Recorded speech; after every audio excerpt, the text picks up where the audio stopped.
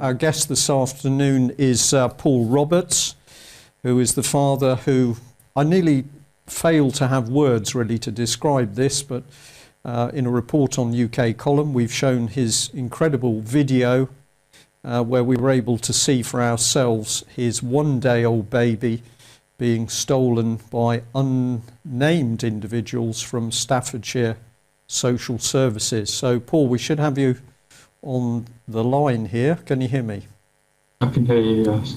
Okay, well, thank you very much for coming on the programme. I know it takes immense courage to speak out about what happens in social services, and also we can say to all of our viewers that a common tactic across social services throughout the United Kingdom is that if parents, mothers or fathers, dare to speak out, the normal response from social services is simply to cut contact with the children. It's absolute blackmail, emotional blackmail. So thank you for having the courage to speak, because I know that you've been threatened in the same way. What I've got, Paul, is a couple of opening clips just to bring people up to date who might not have seen what's been happening. So the first one here, the first one here is part of the film clip where social services and the police have come into your house. And of course, the thing which was so incredible is that we now know that you simply did not know who these women were. You'd no idea of their names or positions or status. They're obviously able to get into your house by the fact that they were with a police WPC and a police officer. They were also accompanied by a man. This is the man concerned. We understand that he has now been named, and we believe he's Michael O'Connor. But we will say to people watching the programme today, there are many people who have the same name, and therefore great care has to be taken. But the important thing is here is if we have people who are taking away children, surely we should all know who they are and what their positions are. So with that as an introduction, Paul, would you like to tell us what you would like to say about what's happened? Well, I'd like to know how they managed to get the emergency protection order for starters. Because there is some case law that says that an emergency protection order summarily removing a child from its parents is a draconian and extremely harsh measure, requiring exceptional justification and exceptionally compelling reasons.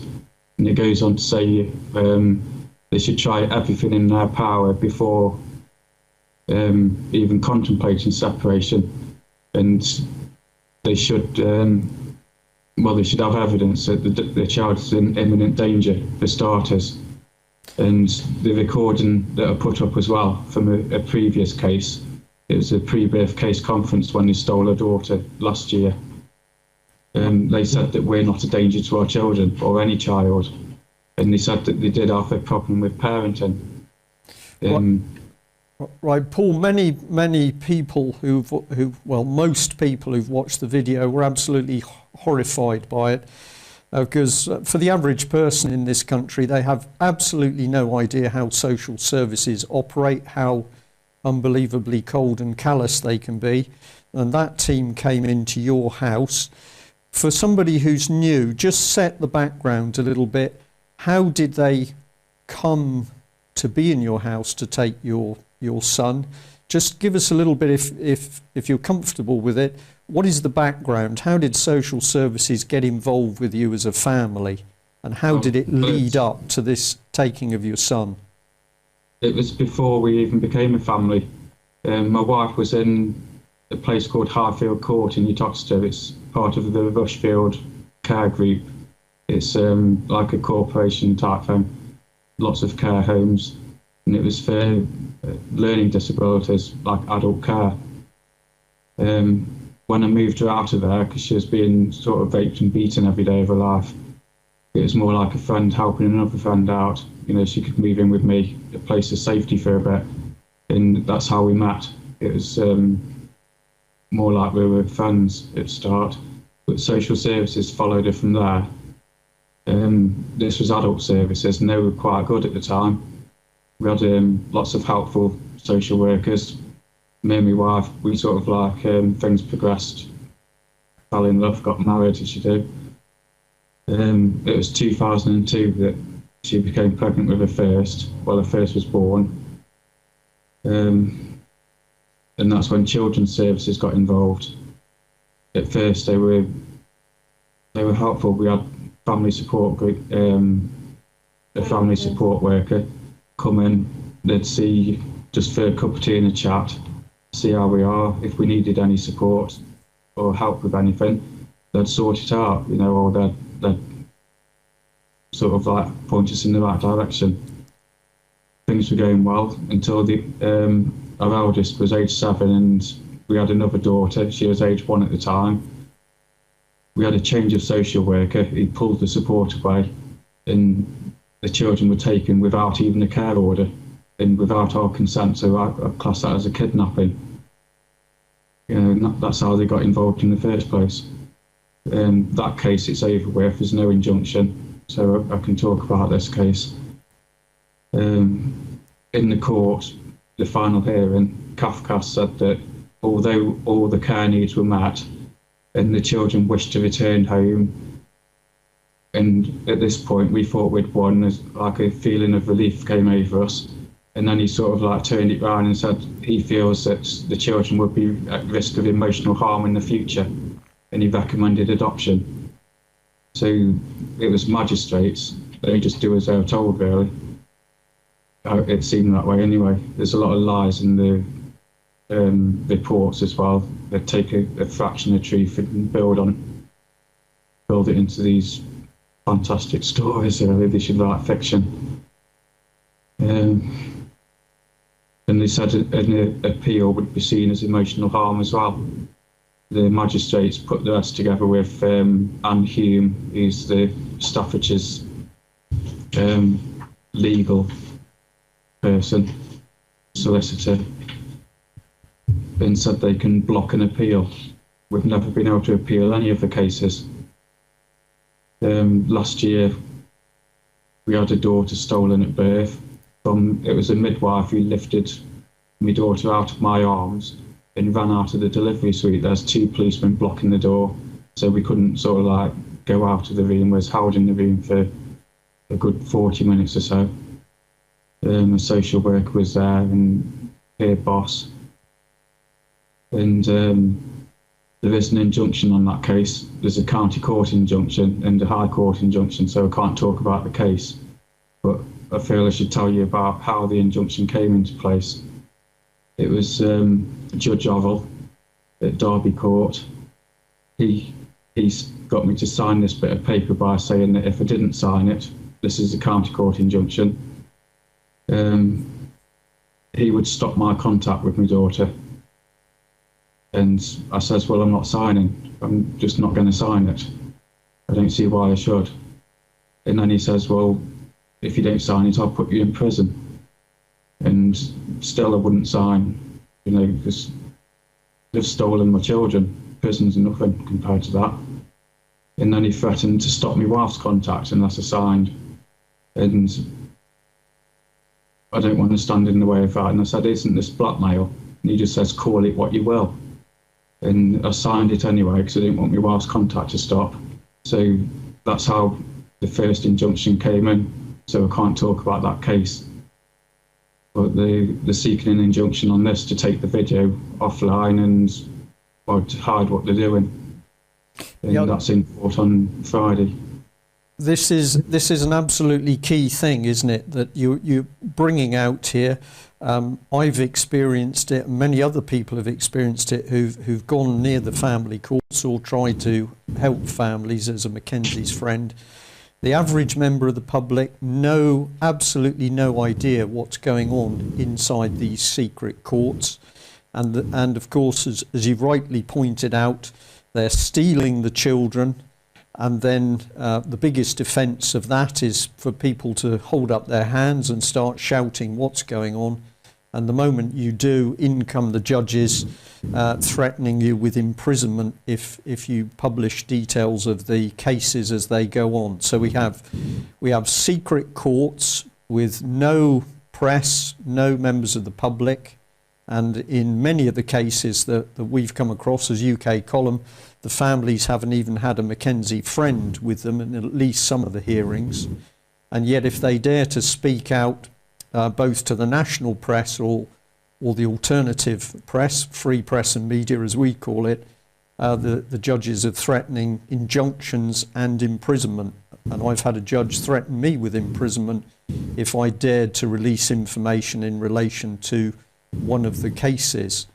Now this may come as a shock to people who haven't really come across these child stealing cases before, but the facts you're hearing from Paul are again that the state is absolutely desperate to make sure that people do not understand what's going on. So what's the situation, or what can you tell us with your son at the moment? Do you have contact? He's been taken now for what, 3 days? Since, was it last Wednesday on the 4th, right. Anyway, it was taken. We had 2 hours contact the day after, and then we've had another 2 hours, so that's 4 hours, and now it's going to be 2 hours a week, and that's it until the outcome of the case, which is more than likely going to be another forced adoption. Yeah, and we can talk about it because there's no injunction, the case hasn't started, so any information you need, get it now, because you've been very outspoken, Paul, in getting information up on the internet, which is giving people the detail about what's happened. What would you do this time if the blackmail starts? If you speak out, you can't see your son. What will you do? There's not a lot I can do apart from disobey this order, in this prison. But it needs to come out. It's happening to loads of families, I'm willing to this prison. I'm not committing a crime, I'm not doing anything wrong. These courts, they're not even, the Coronation Oath, 1950 odd, there wasn't even family courts around then. The Queen swore an oath to the people to govern us using HM government, whichever one's voted in.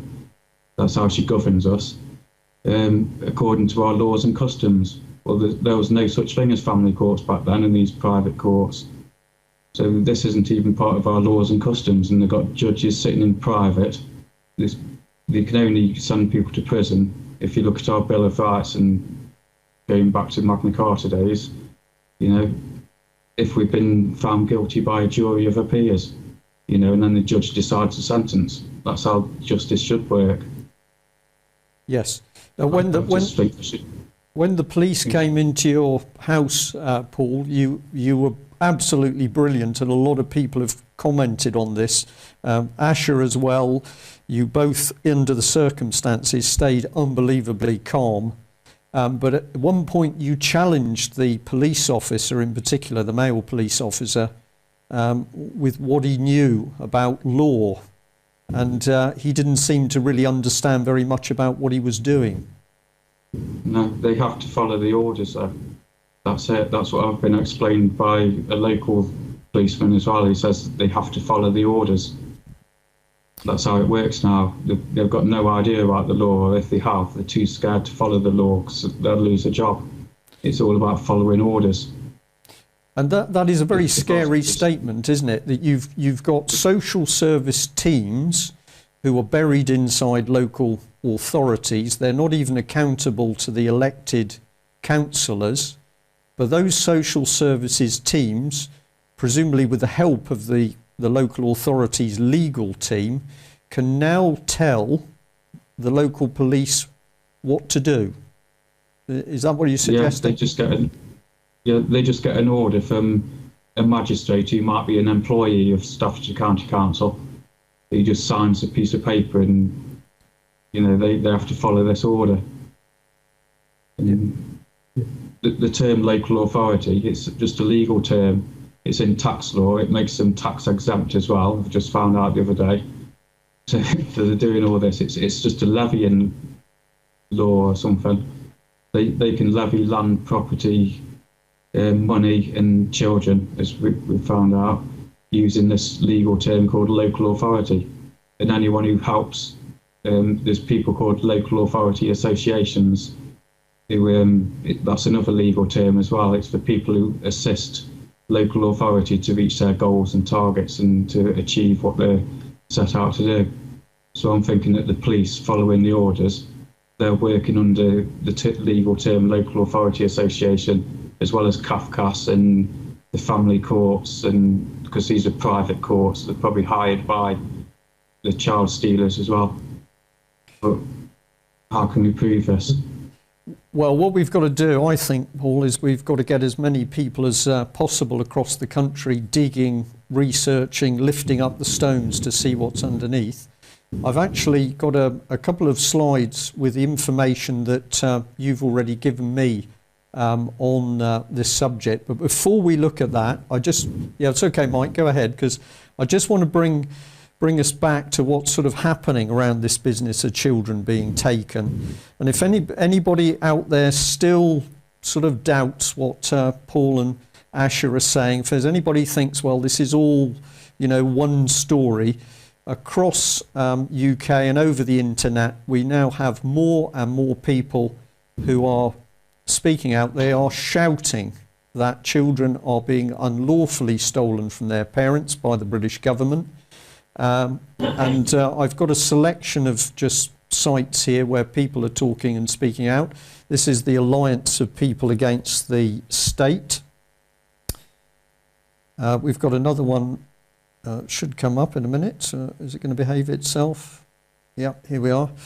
So they've kindly picked up on your story, and there's a document here which is the left-hand lower page is actually talking about when you're allowed to visit your son. So this information has spread very rapidly over the internet. We've got another one here called the communitarian trap, and this one has picked up on the story. We know that the UK column report alone, let alone your own video that's gone up, has been viewed by nearly 25,000 people. And we know that more and more people are waking up. We've also reported on another man who's had his daughter unlawfully taken. This is the NATO security or ex-NATO security chief Nigel Cooper, and his daughter was removed from his parental custody in Belgium. And despite the Belgian court saying the daughter was to be returned, the UK family courts are literally holding up two fingers. So we're not only seeing secret courts, we're seeing judges who are clearly so sure of themselves that they can tell judiciary overseas to go away or do as they're told. I've got another one here that we reported on, which was literally a kidnap. This was Bonnie Lewis, happened well over 10 years ago now, but a young girl taken from her mother at gunpoint in America by Neath Port Talbot Social Services. And at the time this girl was taken, absolutely no paperwork in place to justify her being taken. And as with your own case, Paul, Bonnie was in a good home. She was ill, and that was later proven. All the mother had tried to do was to actually get her daughter properly diagnosed. But when the girl was unable to attend school because of the pain, the local authorities moved in, eventually kidnapped her, and she has never been returned home to her parents. We also picked up this site on the internet where people are now starting to actually report the names of social workers. And I think this is very, very powerful. If people are doing a job and their job is taking children away from parents, I think it's only reasonable that the wider public should know who they are. There's a lot of secrecy. So this site in particular trying to expose that. And sorry,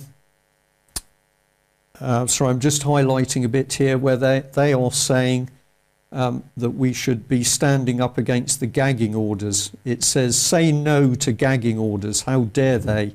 We know it's not in the interests of the child. It's in the interests of the perverse judgments and scrappy evidence that could never stand up in a proper court. Furthermore, it could cause a public outcry if it ever got out. We've had enough of the injustice. So that site pretty strong in speaking out about the gagging orders, but also starting to name and shame the social workers. And we also put up the comment from Michael Ellis MP as a typical response. This is what he had to say with regard to your case. Thank you for your email. I cannot comment on the specific case that you've brought to my attention, as I do not have all the details. There are very strict rules governing this matter, and local authorities must adhere to them. I'm sure that if any impropriety has taken place, this will be investigated by the relevant authority. When you read this type of dross reply and you look at what's happening across the country with children, Elm House in London or Jimmy Savile, is this man ignorant, or I don't know, is he a fool? There's something wrong. Have you had any help from your local MP at all? No, he's just not interested. He seems more interested in putting an army uniform on, pretending as a soldier, having photographs taken, and the brewing business, you know, which is quite a big business around where he lives. But as far as families go, he's just not interested. Whether he's scared to get involved, I don't know. But that reply there, we can't get involved in any individual cases, that's the normal reply. I've had that reply every time I've contacted someone, not just about my case, but other cases or a collection of cases. They always say they can't get involved in any individual case. It's like just a brush off. They're just not interested. And am I right in thinking that this man is actually your MP? What's his name? Michael Ellis. Andrew Griffiths. His name is Andrew Griffiths from Burton-on-Trent. Right. So we're already seeing this same audit trail, if we call it that when people go to their MPs for help, they don't get it.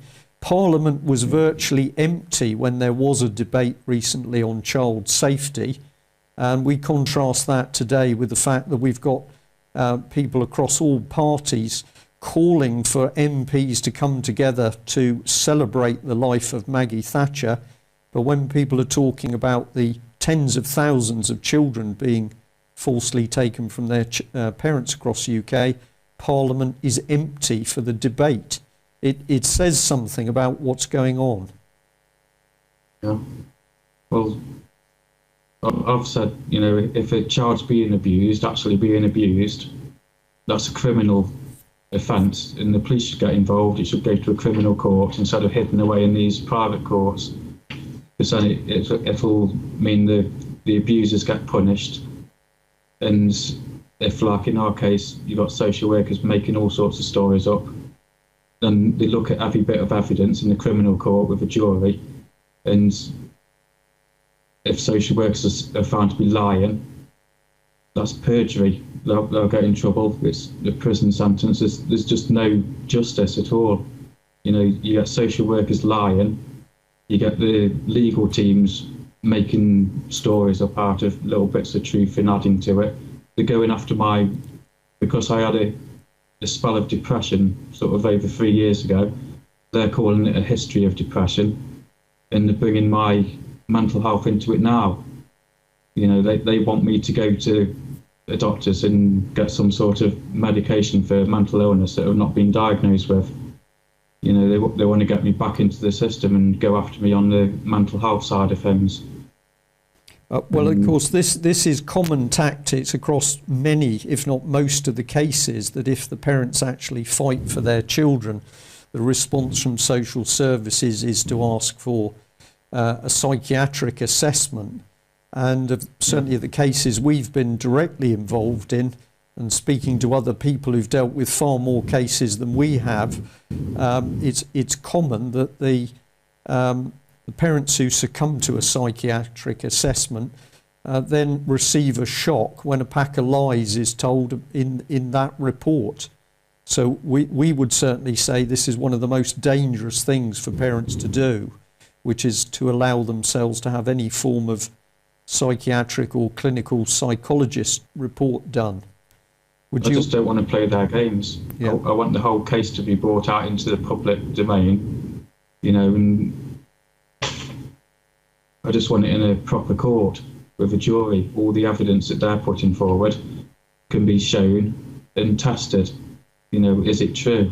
Find the actual evidence. They're even saying that I'm a violent man. I'm just not. You can ask people who know me, you know, who've known me since I was little, growing up in that. I'm not a violent man at all. I've had my moments years ago, you know, but very few, very rarely. If I've been attacked, I might have hit maybe one or two people in my entire life in self-defence. And they're making out I'm violent now. I think the video shows, you know, I felt like lashing out and attacking them and getting them out of the house, but no, I didn't. I've not got it in me to hurt other people in that way. No, your response in the House, Paul, many people have contacted on it, and a lot of them have actually said, how did that man manage to remain so calm and measured? And I think that actually makes the whole incident so powerful. Both of you have commented on the behaviour of the social services team, and I had a lengthy chat with Asher. I've lost track of my evenings now, but evening before last, and you were both commenting on the strange behaviour of the social services team. Tell us what you feel about their behaviour. They're just not giving us a chance, any type of chance. We've asked them if they could put the support back in place that was working before they snatched our eldest two children, which was basically a family support worker popping in for a cup of tea and a chat when they're in the area. And if we've got any problems that we come across, you know, these are normal problems though, like the social worker from the last case, even though I can't talk about the case, with her eldest children, she was a family support worker and we worked well with her, but she wasn't allowed to say that in the last case. Right, and the social workers that came into your home, how did you find them?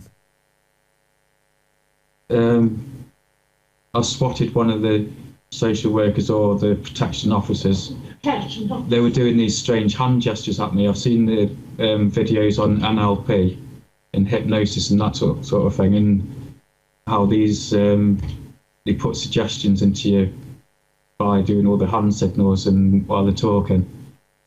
She was doing all that in my face, and I just swatted her hand away as if it's an annoying fly. That's when the policeman started up, you know, when they is threatening me with assault and stuff like that, you know.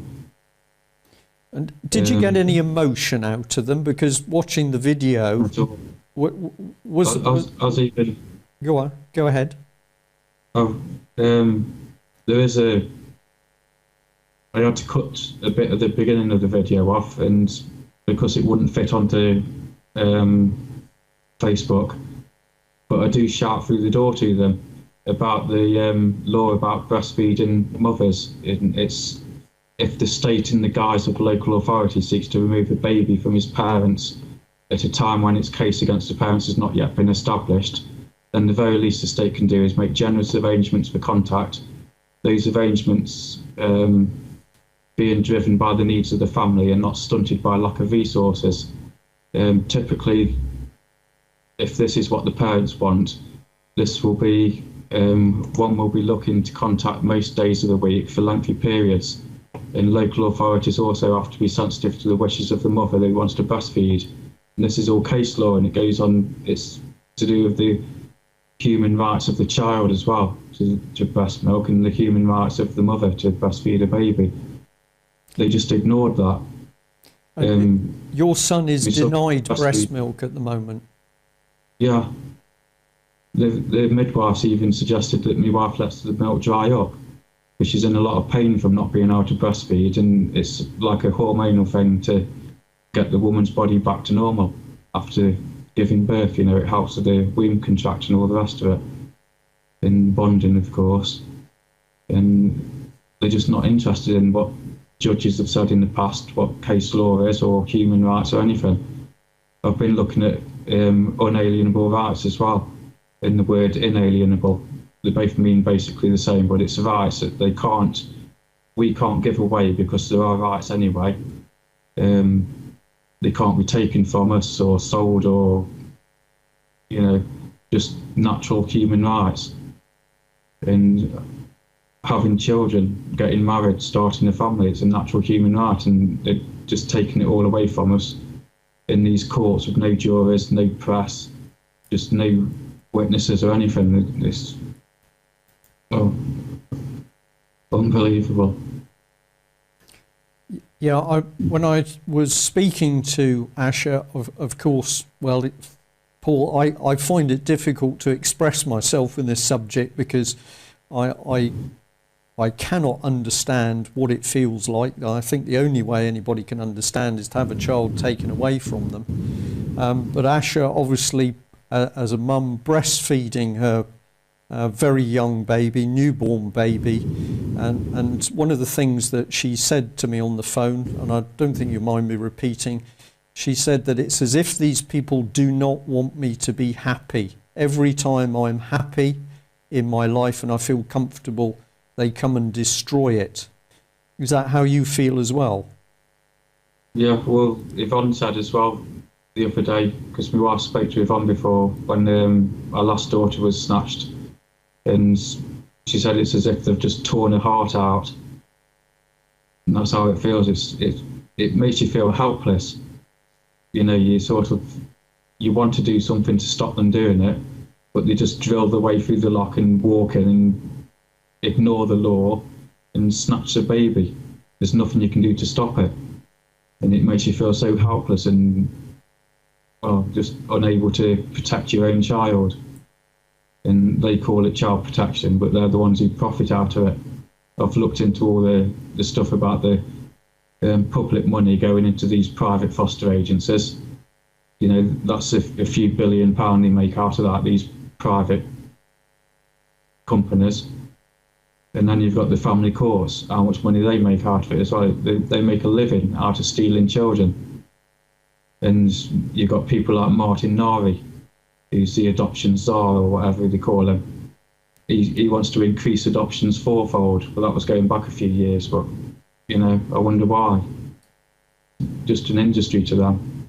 But they're wrecking people's lives. They're just walking all over our human rights, our natural, unalienable rights. You know, it's as if we haven't got any rights. No. Well, certainly all the research that we've now done over many years is pointing to the fact that children are simply seen as profit, as money. Huge sums changing hands, not only for the fostering and the adoption system, but as you've mentioned with the family courts, we calculated that the minimum amount of money circulating around the courts, the family courts, is £20 billion a year, 20 billion. The minimum spent on a family court case is approximately 238,000. So we're talking big sums of money, and of course everybody is feeding off it, the solicitors and the barristers and the judges themselves. Similarly with the fostering agencies, we're not dealing in companies turning over tens of millions, we're dealing in companies turning over hundreds of millions. So it seems to us that this is child trafficking, stealing and trafficking on a major scale. Yeah, and it's all using public money and going into private pockets. So it's like money laundering the public money into the private pockets of whoever's got a vested interest in these companies. Yes. It's all done. Sorry. Go ahead. I'm thinking it's something to do with there's an organisation set up, local authorities, what is it, county councils network. It's a collection of county councils under the guise of local authority, so that they're just using the legal term local authority. Right. And that's it. Okay, that's all right.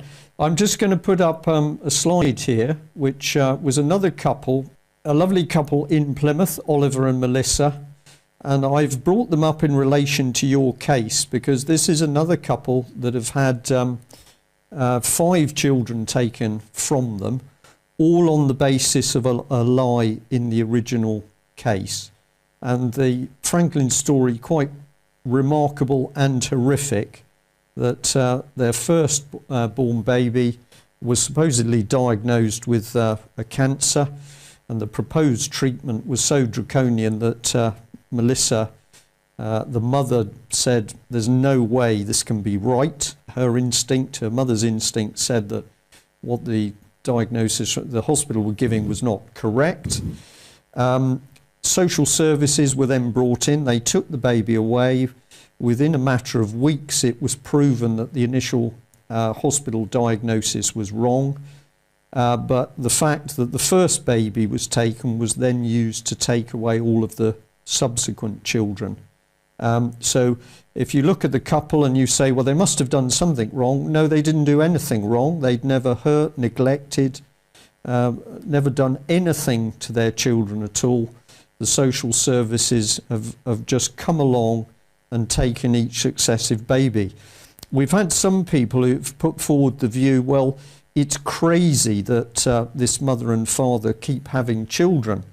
And this is a comment which I have difficulty reacting to because I find it so callous.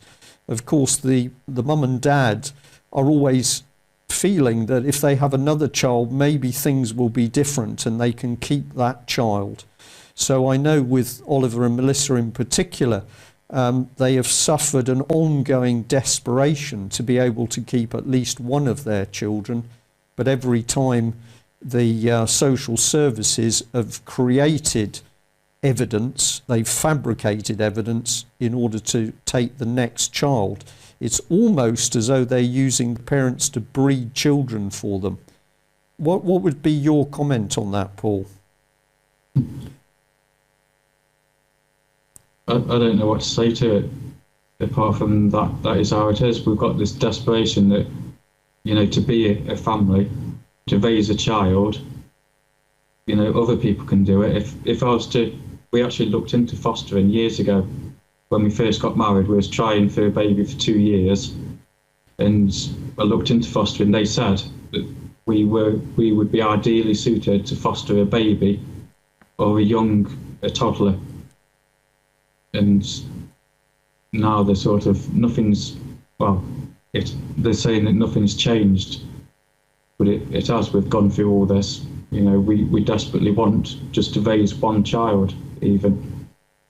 Yes. And they say, why are you having more children?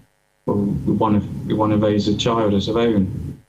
Keep the bloodline going, if you like. Which is a normal instinct, isn't it? For all of us to have a family and bring up children is a very powerful and normal instinct. Yeah. So it's he died when I was young, actually. But he'd be disgusted by this, and then there's, going back generations, you get little.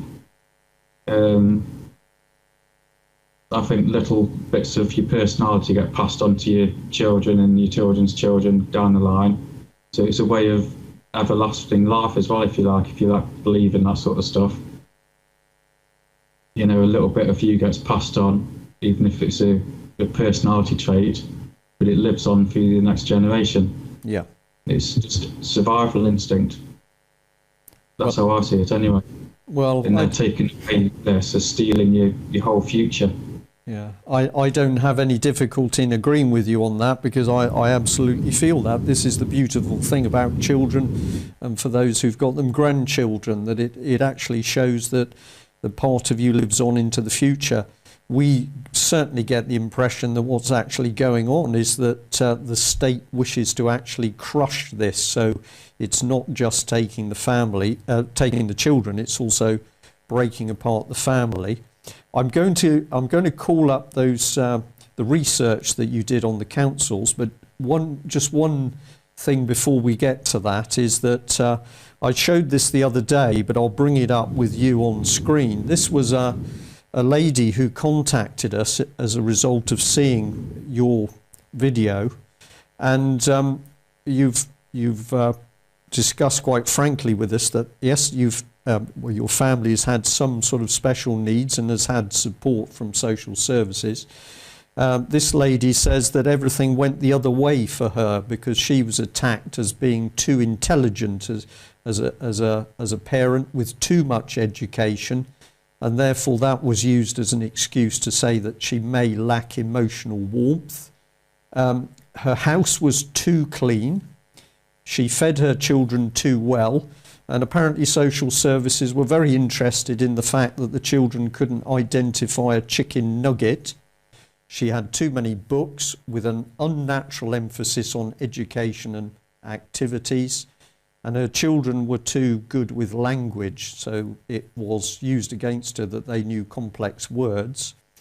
And the bit which had really hurt her was, in spite of working, she'd still breastfed her children for 18 months, and that was used against her as a symptom of her emotional neediness. And her two older children were removed in 2005, and she fought back until 2010 when she lost the youngest. And again, we've got the situation with this lady where social services have placed her children with her own family. Now, I believe that this is in order to create tension within families. And Paul, you and Asher have also suffered this, I believe. Yeah, we have. Can you just all the stress piled on? They get you to read these reports, and you start reading, it's a lie, just an outright lie. Something like, say, me being violent, and then they're making out with whilst being violent, and you know, there's nothing to back up this stuff either. We can't prove or disprove it, but it's really piling on the pressure and making us feel worthless, as though we've lost already. You know, but there is another thing I'd like to bring up with that case you've just read out as well. I think it's Judge Mumby or someone, a QC. He said, I can actually send you the case law. He says society must be willing to tolerate very diverse standards of parenting, including the eccentric, the barely adequate, and the inconsistent. Children will inevitable. I can't really remember, but he goes on to say that the state shouldn't get involved in all the consequences of defective parenting. So, you know, people should be able to parent their children as they see they should parent them. That's what he's saying, basically.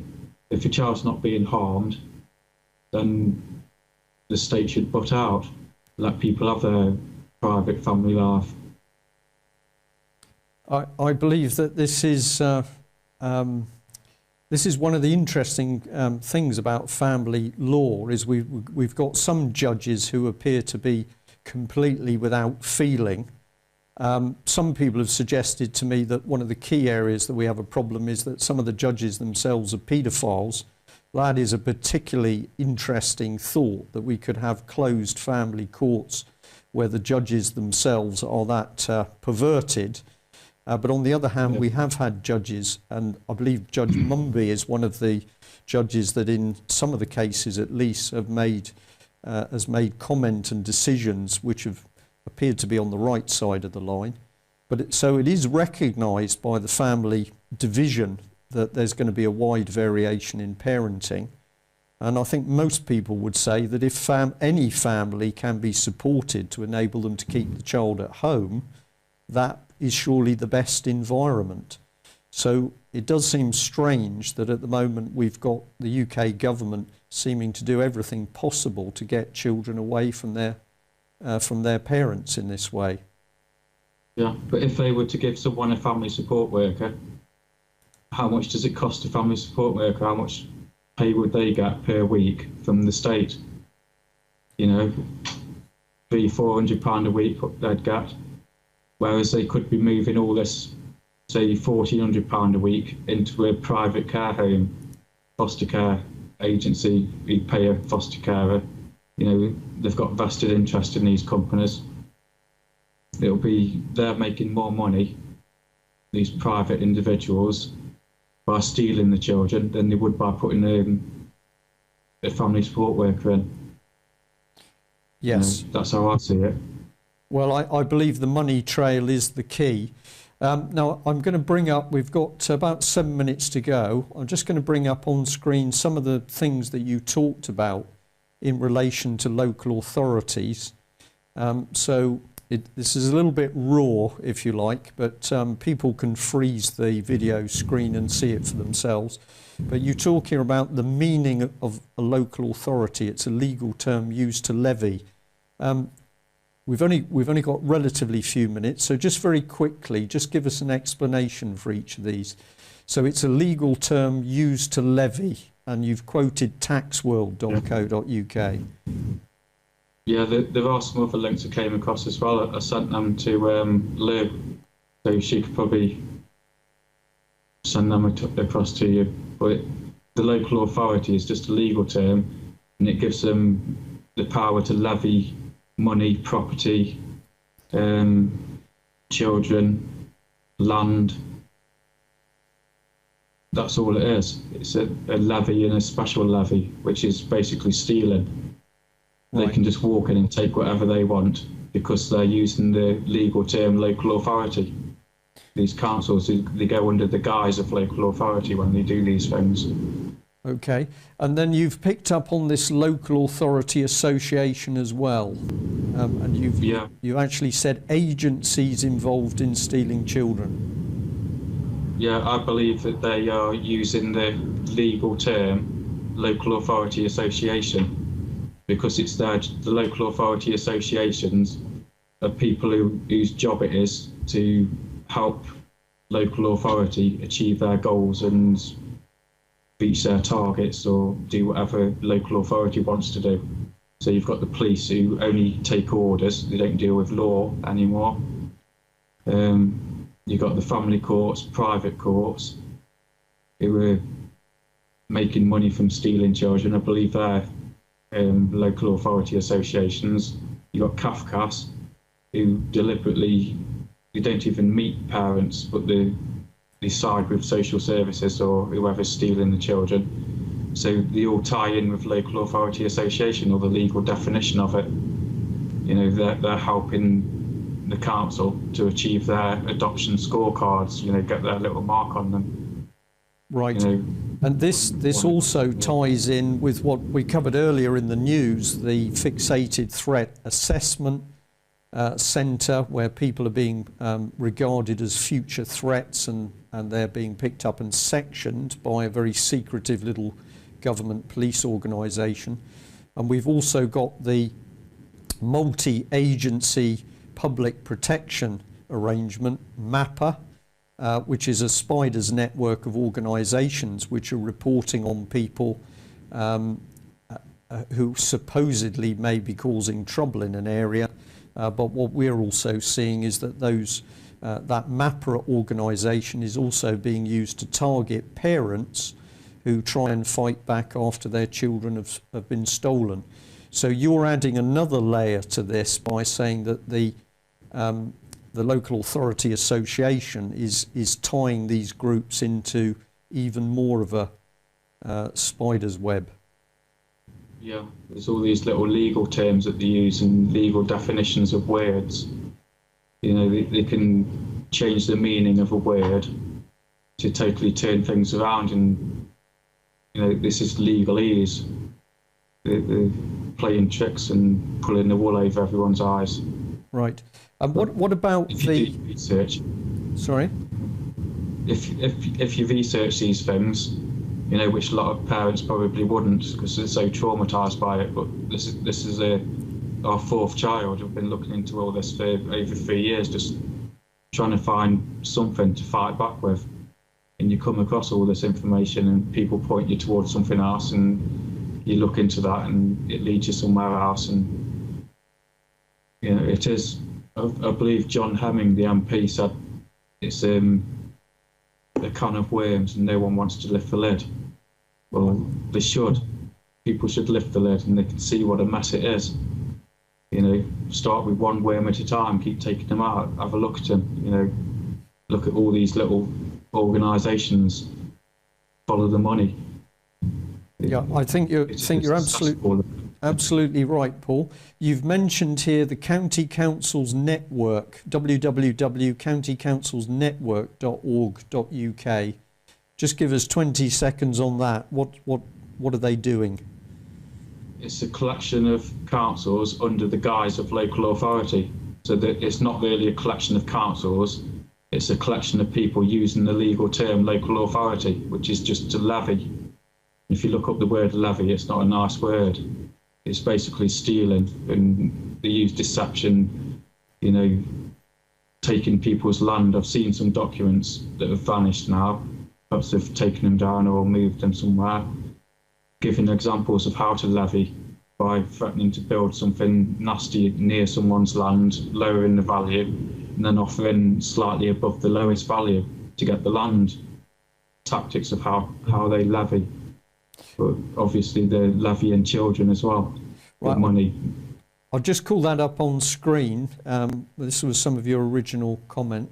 And what you were pointing out here is that when your youngest daughter was taken, they used a mixture of people. They used Derbyshire Private Court, Derbyshire Cafcass Legal with Staffordshire Cafcass Guardian, Birmingham Independent Social Worker, who was, you say, obviously working for Staffordshire as a local authority association.